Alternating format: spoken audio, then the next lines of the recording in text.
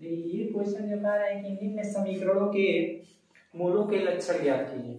ठीक है, आपको हमने कल दो फार्मूला बताया था कि एक बी स्क्वायर माइनस 4ac जब मूल हो समान हो तब, ठीक है, जब मूल समान रहता है तो हम लोग निकालते हैं कि बी स्क्वायर माइनस 4ac।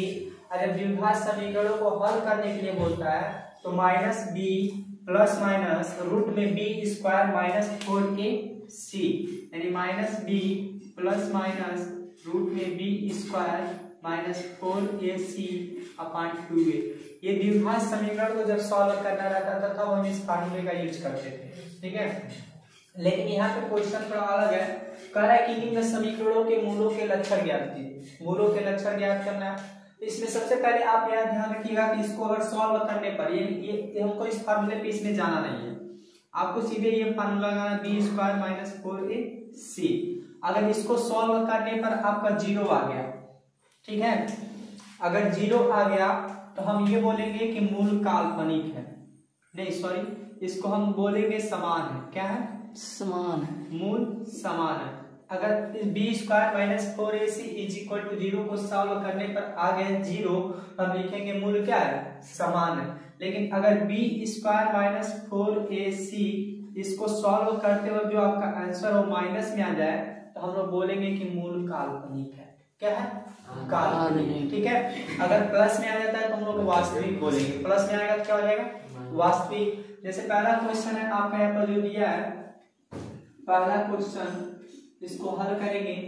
दिया गया समीकरण आपका समीकरण है 4x square plus 12x plus 9 is equal to 0। ठीक है, तो आपको क्या करना है, सबसे पहले इसमें से आपको यहाँ पर जो दिखाई दे रहा है a दिखाई दे रहा है, b दिखाई दे रहा है, c दिखाई दे रहा है, आप a b c की वैल्यू निकाले रहेंगे तभी उसमें आप रख पाएंगे। ठीक है, तो सबसे पहले आप a b c की वैल्यू निकालिए। a की वैल्यू क्या होती है, तो a की वैल्यू जो x स्क्वायर रहता है उसका जो गुणांक रहता है वही a की वैल्यू होती है। ठीक है, b की वैल्यू जो x का गुणांक रहता है उसी को हम b की वैल्यू लेते हैं और c की वैल्यू 9। कोई दिक्कत यहाँ तक नहीं, क्योंकि a b c तीनों की वैल्यू निकालने के बाद आप उसको लिखेंगे d बराबर बी स्क्वायर माइनस 4ac। ठीक है, अब यहाँ पे वैल्यू रखिए, b की वैल्यू 12 तो 12 रखिए, 12 का स्क्वायर माइनस 4 गुणे a का मान 4 है गुणे फिर c का मान कितना है 9। ठीक है, b का स्क्वायर करेंगे 144 आ जाएगा। क्लियर? 144 आएगा और 4 का गुणा 4 में करेंगे तो 16 गुणे 9। अब यहाँ पे 144 माइनस 9 6 के 54 कितना बच गया 5 और 9 का 9 9 9 5 कितना हो गया 14। अब देखेंगे तो ये तो दोनों कहीं ना कहीं कैंसिल हो जा रहे हैं, यानी d की वैल्यू कितना आ रहा है 0। और जब d की वैल्यू 0 आएगा तो क्या बोलेंगे, मूल क्या है? समान है।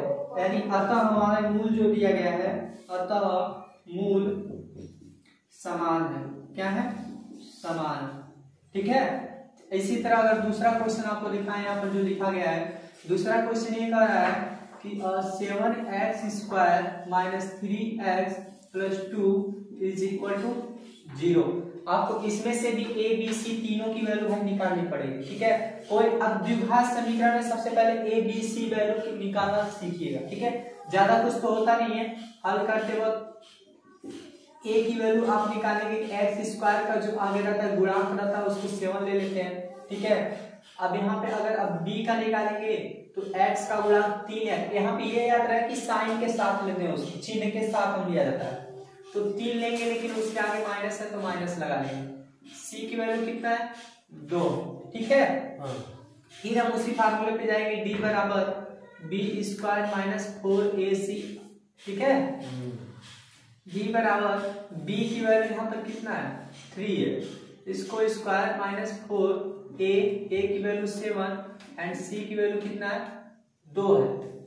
ठीक है, अब यहाँ पे जब 3 का स्क्वायर करेंगे 9 हो जाएगा, लेकिन माइनस का स्क्वायर करेंगे तो प्लस हो जाएगा। ठीक है, यानी माइनस 3 का स्क्वायर करेंगे तो 3 3 का 9। क्लियर ना इतना चीज? अब यहाँ पे देखिए 7 चौका 28, 28 के गुना कितना हो जाएगा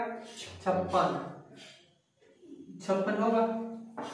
56 में से अगर आप 9 घटा देंगे, देखिएगा 16 में से 9 गया तो कितना बच जाएगा, 16 में से 9 घटाएंगे तो कितना बचेगा 7।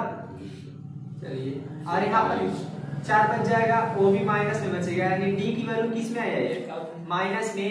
तो ये क्या होगा, काल्पनिक होगा भाई, क्या होगा, काल्पनिक। अतः मूल कैसे है, काल्पनिक। अतः मूल कैसे है, काल्पनिक है। दोनों क्वेश्चन समझ आए कि नहीं आया ना, ठीक है, नोट करिए इसको। फिर आपके सामने जो क्वेश्चन लिखा गया है वो यदि समीकरण kx² प्लस ब्रैकेट में है k-1 into x-1 is equal to 0 के मूल समान हो, पहले बोला है मूल समान हो तो k का मूल ज्ञात कीजिए। ये मूल समान है तो हम लोग कौन फार्मूला b² - 4ac का यूज करेंगे। यहाँ पर भी कहा है कि मूल बराबर हो तो k का मान ज्ञात कीजिए, k का मान ज्ञात कीजिए, तो हम यहाँ पर भी वही फार्मूला यूज करेंगे, ठीक है। फार्मूला दोनों कंडीशन में सेम यूज होगा, लेकिन यहाँ पर जो आप d बराबर b² - 4ac यूज कर रहे हैं, यहाँ पर आपको एक कंडीशन लगा के चलना है कि जब आप किसी का मान ज्ञात करना रहेगा तो d की वैल्यू आपको 0 करके चलनी है। d की वैल्यू क्या करके चलनी है, 0। अगर नहीं समझ में आ रहा है तो आप सिंपल सी बात ये वाला फार्मूला यूज करके चलिएगा, वही फार्मूला है, ठीक है। इसको करेंगे तो बेटर रहेगा क्योंकि ये आप सब थोड़ा सॉल्व कर चुके हैं, ठीक। जैसे मान लीजिए आपके सामने एक बार जो सवाल दिया है तीसरा वाला, इसको क्या कहा गया है कि एक समीकरण दिया गया है। समीकरण क्या दिया है, kx² प्लस k-1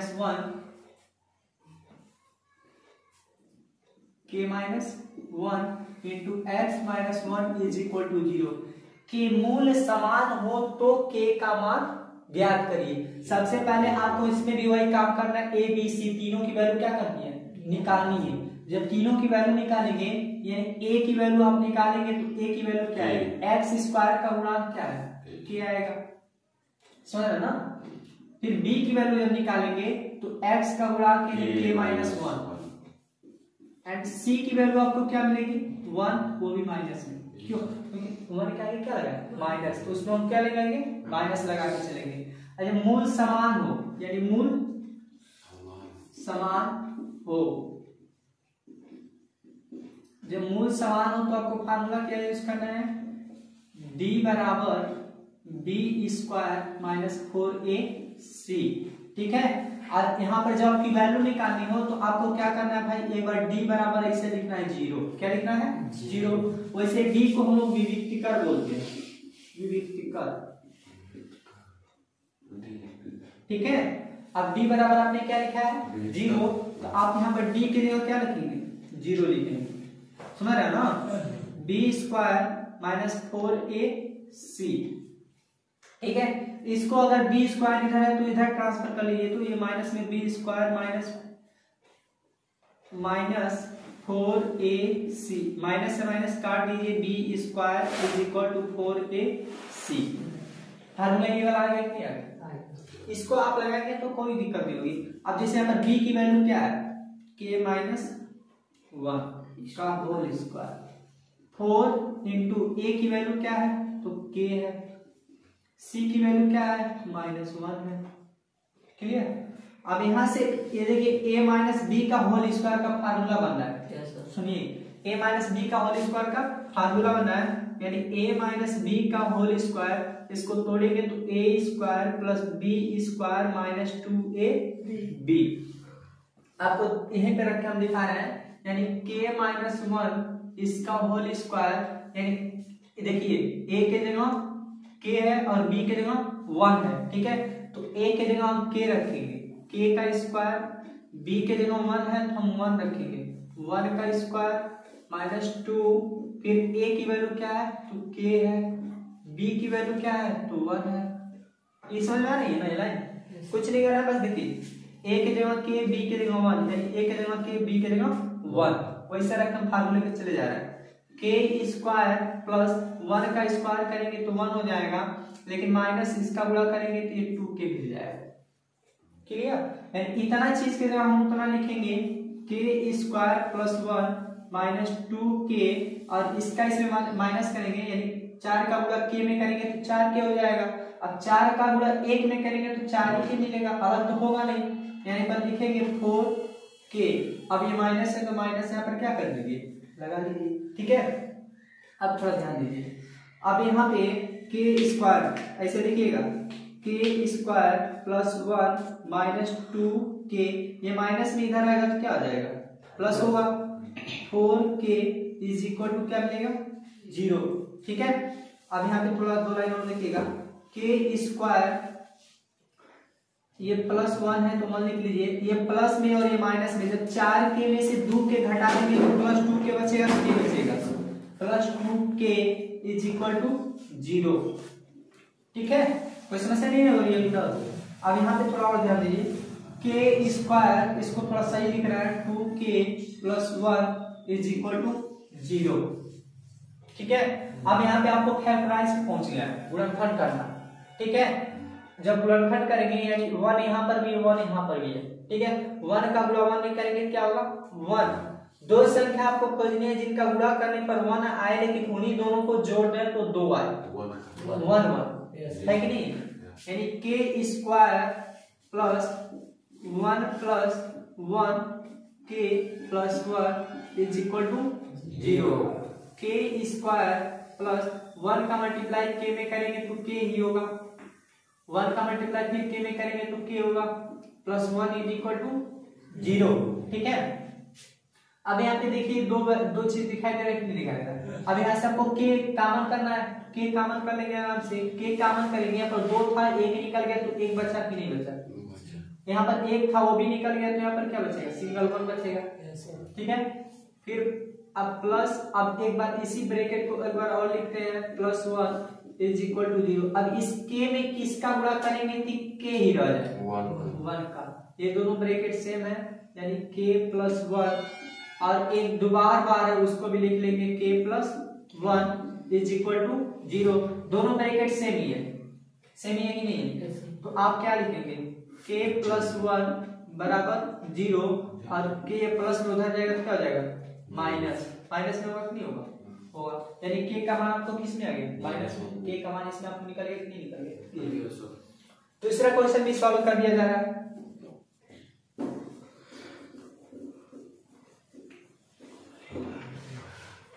चलिए सेकेंड क्वेश्चन देख लीजिए। सेकेंड क्वेश्चन यहाँ पर समीकरण आपका दिया गया है, 2x स्क्वायर प्लस के x plus 3 is equal to 0।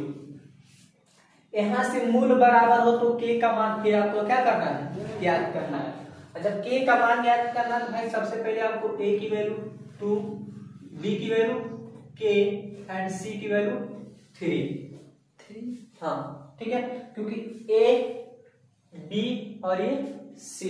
अब मान निकालिए, अब जब बराबर है तो B square minus 4ac direct भाई। अब हम यहाँ से ये वाला फार्मूला यूज कराएंगे आपको, ठीक है। यानी लिखेंगे b square minus 4 is equal to 4ac। B की वैल्यू देखिए के है तो के का स्क्वायर 4 इंटू ए की वैल्यू कितना है 2, सी की वैल्यू कितना है 3, यानी के स्क्वायर 4 के दूना 8, 8 3 का 24। अब के स्क्वायर बराबर 24 आया तो 24 को इसे निकाल लीजिए कि कहीं इसका कहीं कुछ बाहर तो नहीं निकलेगा। 2 का 12 हो जाएगा, फिर 2 का 6 हो जाएगा, फिर 2 का 3, 3 का ना 3। इसमें एक जोड़ा बन रहा है कि नहीं बन रहा है, तो एक जोड़ा बनता है उसको हम लोग कहाँ लिखते हैं, बाहर लिखते हैं, और जो जोड़ा नहीं बनता उसको रूट में ही लिख देते हैं, ठीक है। अब जैसे यहाँ पर एक जोड़ा बना है 2 का, तो 2 का हम लोग बाहर लिखेंगे, कब, अभी नहीं, जब इसको रूट में डालेंगे एक बार और फिर इसको बाहर निकालेंगे। अब यहाँ से जब इसको बाहर निकालेंगे तो ये ध्यान दीजिएगा कि यहाँ पर जो 2 लिखा गया एक बाहर निकल जाएगा, और 3 के दूना कितना होगा 6, और ये भाई आंसर आएगा आपका प्लस माइनस में, ये आपका आंसर, ठीक है। इसे 2 बार भी लिख सकते हैं ना, नोट कर लीजिए।